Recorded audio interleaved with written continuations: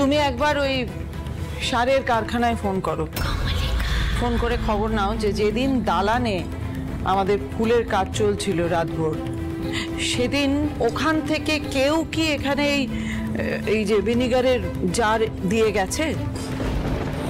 করছি।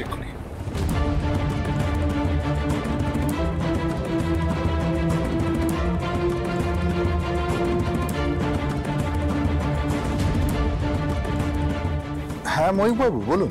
Hello sir, আপনি আমাদের অনেক হেল্প করেছেন, আর একটা ছোট্ট হেল্প করবেন প্লিজ। একটু দেখুন না এই বড় বাড়ি থেকে কোনো অর্ডার হয়েছে কিনা। আমি সারটারের কথা বলছি না, আমি কেমিক্যালের কথা বলছি। মানে কোনো কেমিক্যাল কি অর্ডার করা হয়েছে?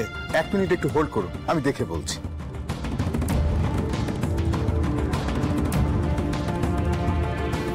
হ্যাঁ এই তো পরশুদিন সন্ধ্যেবেলায় বড় বাড়িতে ভিনিগার অর্ডার হয়েছে।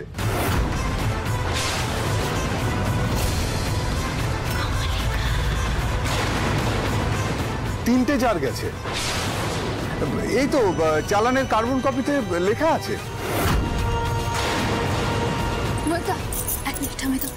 ম্যানেজার বাবু, কার নামে চালানটা কাটা হয়েছিল একটু বলবেন? বলছি দা, ময়ূরী রায়চৌধুরী।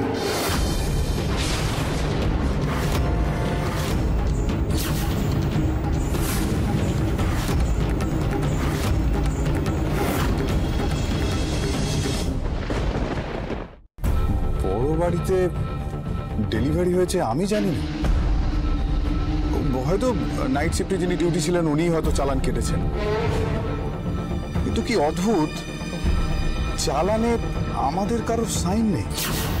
মিথ্যে মিথ্যে মিথ্যে, সব মিথ্যে। পুতুল ইচ্ছে করে আমাকে ফাঁসানোর চেষ্টা করছে। যদি সত্যি আমি অর্ডারটা নিজে দিয়ে থাকতাম তাহলে তো চালানটা আমার কাছেই থাকতো, তাই না? ফলস চালান বানিয়েছে ও।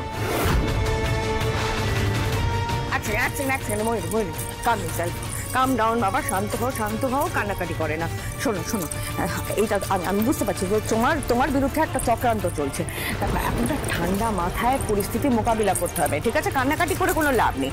আর তুমি তো জানো যে তুমি এসব কিচ্ছু করোনি, চালান কিছু তুমি জানোই না। যদি তেমনই হয় তুমি ব্যাগ খুলে দেখিয়ে দাও না, ওরা নিচে থেকে বুঝতে পেরে যাবে তোমার ব্যাগ সার্চ করে যে ওখানে চালান আছে কি নেই। দাদু ভাই,